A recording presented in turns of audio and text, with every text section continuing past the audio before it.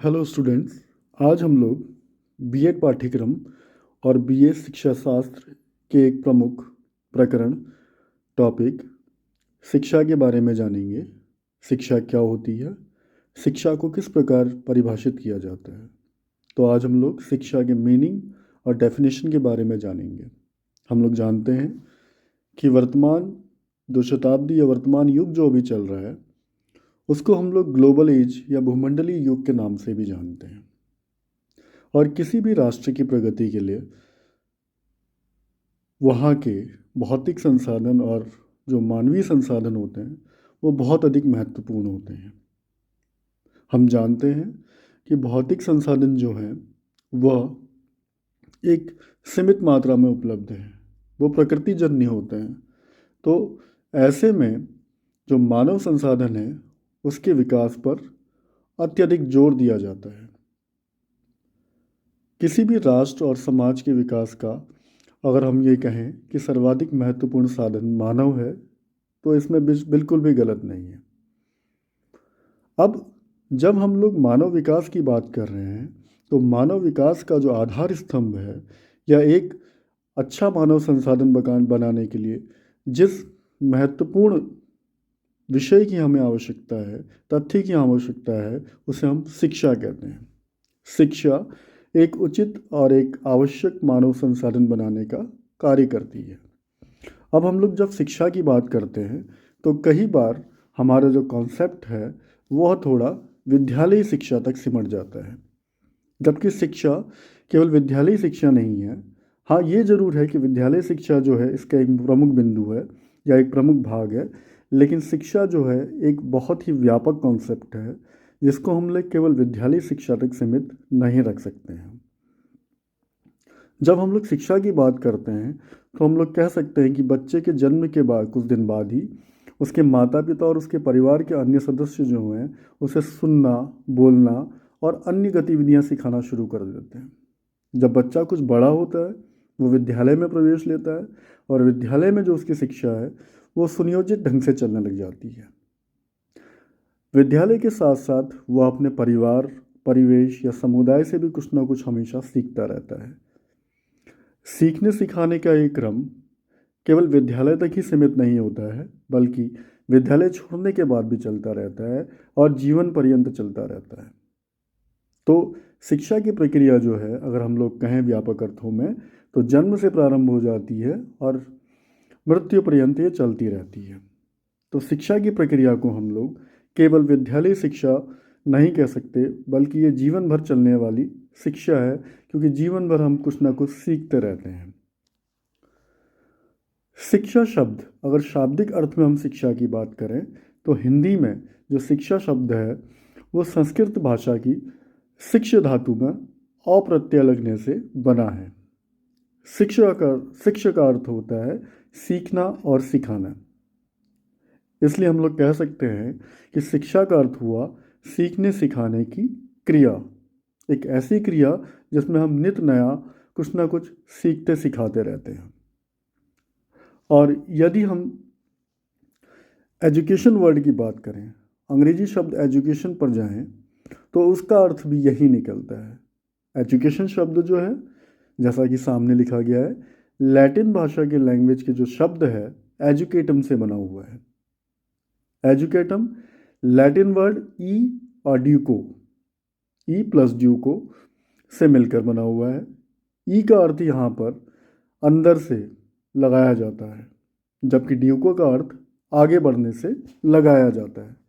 अच्छा, अगर हम लोग कहें दोनों शब्दों को मिलाकर तो एजुकेशन का अर्थ हुआ बच्चे की जो आंतरिक शक्तियाँ हैं उसको बाहर की ओर प्रकट करना। और अगर हम लोग शिक्षा की प्रक्रिया को थोड़ा गहराई से देखें तो शिक्षा शब्द का प्रयोग जो होता है वो मुख्यतः दो रूपों में होता है, एक प्रक्रिया के रूप में, दूसरा प्रक्रिया के परिणाम के रूप में। जब हम कहते हैं कि किसी भी छात्र की शिक्षा जो है वो सुचारू रूप से चल रही है तो यहाँ शिक्षा शब्द का प्रयोग प्रक्रिया के रूप में होता है। और जब हम कहते हैं कि उसने उच्च शिक्षा प्राप्त की है तो यहाँ शिक्षा शब्द का प्रयोग परिणाम के रूप में होता है। लेकिन जो हमारे आधुनिक शिक्षा शास्त्री हैं वो शिक्षा को प्रक्रिया के रूप में ही स्वीकार करते हैं। उनका मानना है कि किसी भी प्रक्रिया में उसका परिणाम पूर्व निहित होता है, इसीलिए शिक्षा को यहाँ प्रक्रिया माना गया है। अब जब हम लोग शिक्षा की परिभाषाओं की ओर बढ़ते हैं तो शिक्षा की परिभाषा अलग अलग लोगों ने या इसके अर्थ को समझाने के लिए अलग अलग विद्वानों के या अलग अलग संप्रदायों के जो विद्वान हैं उनके अलग अलग विचार हैं। तो अलग अलग तरीके से इसको परिभाषित किया गया है। अगर हम लोग शिक्षा के दार्शनिक संप्रत्यय की बात करते हैं या फिलॉसफिकल कॉन्सेप्ट की बात हम लोग करते हैं तो उनका जो विचार है, उनका केंद्र बिंदु जो है वो मनुष्य है। इसमें दो तरीके से इन्होंने शिक्षा को परिभाषित करने का या उसका अर्थ बताने का काम किया है। एक है आध्यात्मवादी दर्शन या आध्यात्मवादी दार्शनिक, जो मनुष्य के लौकिक जीवन की अपेक्षा उसके परालौकिक जीवन को ज़्यादा महत्वपूर्ण मानते हैं। इसमें एक महत्वपूर्ण जो परिभाषा दी गई है शंकराचार्य जी के द्वारा, उन्होंने कहा है सा विद्या या विमुक्ति है, शिक्षा वह है जो मुक्ति दिलाती है। एक अन्य विद्वान हुए हैं शिक्षा शास्त्र के स्वामी विवेकानंद जी, उनके द्वारा कहा गया है कि education is manifestation of perfection already present in man.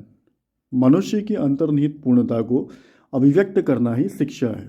तो आध्यात्मिकवादी दर्शन जो है उसके जो प्रणेता हैं या जो उसके उस संप्रदाय के जो फॉलोअर्स हैं उनका मानना इस तरीके का है, जो लौकिक जीवन की अपेक्षा परालौकिक जीवन को अधिक महत्वशाली मानते हैं। उसके बाद हम लोग अगर भौतिकवादी दार्शनिकों की बात करें दार्शनिक संप्रत्यय में, तो उनका मानना हुआ है शिक्षा वह है जो मनुष्य को सुखपूर्वक जीवन व्यतीत करने के योग्य बनाती है, या शिक्षा का अर्थ अंतःशक्तियों का बाह्य जीवन से समन्वय स्थापित करना है। तो वो मानते हैं कि शिक्षा का कार्य क्या है, जो व्यक्ति के अंदर पूर्व में शक्तियाँ होती हैं, अंतःशक्तियाँ जो होती हैं, उनका बाह्य जीवन से समन्वय स्थापित करना, यही शिक्षा का काम होता है। इसके बाद अगर हम लोग शिक्षा के समाजशास्त्री संप्रत्यय की ओर जाते हैं तो इसके फॉलोअर्स मानते हैं कि उन्होंने जो अपने विचार दिए हैं उसमें उन्होंने जो केंद्र बिंदु माना है वो समाज को माना है। वो मानते हैं कि शिक्षा एक सामाजिक प्रक्रिया है, शिक्षा एक विकास की प्रक्रिया है जिसके द्वारा व्यक्ति समाज के साथ अपना समन्वय करना या समाज के साथ अपने संबंध स्थापित करना सीखता है। उसके बाद जब हम लोग शिक्षा के राजनीतिक संप्रत्यय के बारे में जाते हैं तो उनका मानना, इन विचारकों का मानना यह है कि वास्तविक शिक्षा वह होती है जो श्रेष्ठ नागरिकों का निर्माण करती है। श्रेष्ठ नागरिक मतलब जो अपने राष्ट्र के या विकास में अपनी भूमिका निभा सकें, अपना योगदान दे सकें। तो राजनीतिक संप्रत्यय के जो विचारक हैं उनका मानना है कि वास्तविक शिक्षा वह होती है जो श्रेष्ठ नागरिकों का निर्माण करती है। इसके बाद जब हम लोग आर्थिक संप्रत्यय की बात करते हैं तो आर्थिक संप्रत्यय के जो विचारक हैं या जो इसके समर्थक हैं वो मानते हैं कि शिक्षा वह आर्थिक निवेश है जिसके द्वारा व्यक्ति में उत्पादन एवं संगठन के कौशलों का विकास किया जाता है और इस प्रकार व्यक्ति, समाज और राष्ट्र की उत्पादन क्षमता बढ़ाई जाती है और उनका आर्थिक विकास किया जाता है। तो जो आर्थिक संप्रत्यय से जुड़े हुए लोग हैं या आर्थिक संप्रदाय से जुड़े हुए लोग हैं वो मानते हैं कि आर्थिक विकास इसका केंद्र बिंदु है, जो आर्थिक स्रोतों को या आर्थिक तंत्र को केंद्र बिंदु में रखते हैं। इसके बाद जब हम लोग शिक्षा के मनोवैज्ञानिक संप्रत्यय की बात करते हैं तो उनका मानना यह है कि शिक्षा का अर्थ है मनुष्य की बाह्य इंद्रियों और अंतःकरण का प्रशिक्षण। शिक्षा मनुष्य की जन्मजात शक्तियों का स्वाभाविक, समरस और प्रगतिशील विकास है, ऐसा पेस्टोलॉजी के द्वारा कहा गया है। या फ्रॉबेल करके एक प्रमुख शिक्षा शास्त्री हुए हैं, उन्होंने बताया है कि education is a process by which a child makes it internal external. शिक्षा वह प्रक्रिया है जिसके द्वारा बालक अपनी आंतरिक शक्तियों को बाहर की ओर प्रकट करता है। इसके बाद जब हम लोग आते हैं शिक्षा के वैज्ञानिक संप्रदाय की ओर या संप्रत्यय की ओर, उनका मानना यह है कि शिक्षा का अर्थ अंतःशक्तियों का बाह्य जीवन से समन्वय स्थापित करना है। या हर्बर्ट स्पेंसर इसके समर्थक हैं या इस विचार के समर्थक हैं, उनका मानना है कि शिक्षा जो होती है व्यक्ति को बाह्य जीवन या उनके आसपास का जो उनका परिवेश है उसके साथ समायोजन करने का या समन्वय स्थापित करने का की शक्ति प्रदान करती है। तो इस प्रकार शिक्षा की अलग अलग तरीके से परिभाषाएं दी गई हैं। उसके बाद जब हम लोग आते हैं शिक्षा के वास्तविक अर्थ की ओर, तो शिक्षा को दो प्रकार से परिभाषित किया गया है, शिक्षा का व्यापक अर्थ और शिक्षा का संकुचित अर्थ। व्यापक अर्थ, जैसा कि इसका नाम सजेस्ट करता है, व्यापक अर्थ के रूप में शिक्षा वह है जो जन्म से प्रारंभ हो जाती है और मृत्यु पर्यंत चलती रहती है। जब बालक पैदा होता है तो वह असहाय होता है या असहाय की अवस्था में होता है, परंतु जन्म के कुछ दिन बाद ही वह अपने आसपास के लोगों को अनुकरण करना सीख लेता है, उनसे चलना फिरना सीखता है, उनसे खाना पीना सीखता है, उनसे सुनना और बोलना सीखता है। उसके बाद वो विद्यालय में प्रवेश करता है, वहाँ उसके मित्र बनते हैं, उनसे भी वो कुछ सीखता है। उसके अलावा वो किताबी चीज़ें भी सीखता है। उसके बाद जब वो विद्यालय पूरा कर लेता है तो अपने समाज से, अपने आसपास के लोगों से हर समय कुछ ना कुछ सीखता रहता है। तो व्यापक अर्थ के रूप में शिक्षा वह प्रक्रिया है या एक ऐसी उद्देश्यपूर्ण प्रक्रिया है जो हमेशा चलती रहती है, जो जन्म से प्रारंभ होती है और मृत्यु पर्यंत चलती रहती है। जब हम लोग बात करते हैं संकुचित अर्थ की, तो संकुचित अर्थ में जो शिक्षा जो है वह विद्यालयी शिक्षा है।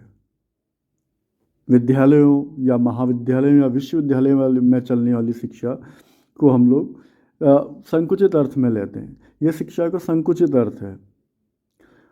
जब हम लोग इन दोनों का तुलनात्मक रूप से अध्ययन करते हैं तो हम लोग कह सकते हैं कि व्यापक अर्थ में शिक्षा जो है मनुष्य के जीवन भर चलने वाली प्रक्रिया है। इसमें वह शिक्षा भी सम्मिलित होती है जिसको हम लोग विद्यालय, विश्वविद्यालय, महाविद्यालयों में प्राप्त करते हैं। जब हम लोग संकुचित अर्थ की बात करते हैं तो संकुचित अर्थ में शिक्षा मनुष्य के जीवन के एक निश्चित काल तक या निश्चित समय तक चलती है। इसके क्षेत्र में केवल विद्यालय शिक्षा ही आती है। व्यापक अर्थों में जब हम लोग बात करेंगे तो इसमें अनियोजित और नियोजित दोनों प्रकार की शिक्षा आ जाती है। अनियोजित मतलब जो पूर्व में प्लान्ड नहीं होती है, जो हम लोग कहीं अपने आसपास या समाज या किसी भी से भी, छोटे से बड़े से किसी से भी सीख सकते हैं। तो व्यापक अर्थों में शिक्षा जो होती है अनियोजित और नियोजित दोनों प्रकार की होती है। जबकि हम लोग जब संकुचित शिक्षा की बात करते हैं तो इसमें हम केवल नियोजित शिक्षा की बात करते हैं। व्यापक अर्थों में शिक्षा के जो उद्देश्य होते हैं वो बहुत व्यापक होते हैं, इन्हें सीमा में नहीं बांधा जा सकता, इनकी कोई लिमिटेशंस नहीं है। जबकि इस शिक्षा के उद्देश्य जो होते हैं वो पूर्व नियोजित होते हैं। व्यापक संकुचित शिक्षा जो होती है इनकी सीमा भी निश्चित होती है। जब हम लोग कह रहे हैं कि इसकी जो उद्देश्य होते हैं बहुत व्यापक होते हैं, उनकी कोई सीमा नहीं होती है, अर्थात व्यापक शिक्षा जो है उसकी जो पाठ्यचर्या है, जो उसका कंटेंट है वो भी बहुत व्यापक होता है, उसको सीमा में नहीं बांधा जा सकता। लेकिन संकुचित शिक्षा, जिसको हम विद्यालय शिक्षा या महाविद्यालय शिक्षा कह रहे हैं, इसकी पाठ्यचर्या जो होती है वो सुनिश्चित होती है, उनकी अपनी सीमा होती है। व्यापक शिक्षा जो है उसकी जो शिक्षण विधियाँ हैं वो बहुत विविध हैं, उसका कोई लिमिटेड एडिशन नहीं है, उनका वर्णन करना संभव नहीं है। जबकि जो संकुचित शिक्षा या विद्यालय शिक्षा है उनकी जो शिक्षण विधियाँ हैं उनको हम लोग परिभाषित कर सकते हैं, उनकी सीमाएं हैं या वो लिमिट में है। व्यापक शिक्षा यह शिक्षा किसी भी स्थान पर और किसी भी समय चलती है, जबकि जो संकुचित शिक्षा है वो केवल विद्यालयों में चलती है और इसके लिए समय भी पूर्व में निश्चित होता है। तो इस प्रकार से हम लोग शिक्षा के वास्तविक अर्थ को समझ सकते हैं कि व्यापक अर्थ में शिक्षा वह शिक्षा है जो जीवन पर्यंत चलती रहती है, और जबकि संकुचित अर्थ में शिक्षा वह शिक्षा है जो विद्यालयों में या महाविद्यालयों में या विश्वविद्यालयों में दी जाती है। इस प्रकार से हम लोग शिक्षा को परिभाषित कर सकते हैं। तो आज के वीडियो में हम लोग केवल इतना ही जानेंगे, शिक्षा क्या होती है और शिक्षा को किस प्रकार से परिभाषित किया जा सकता है। धन्यवाद।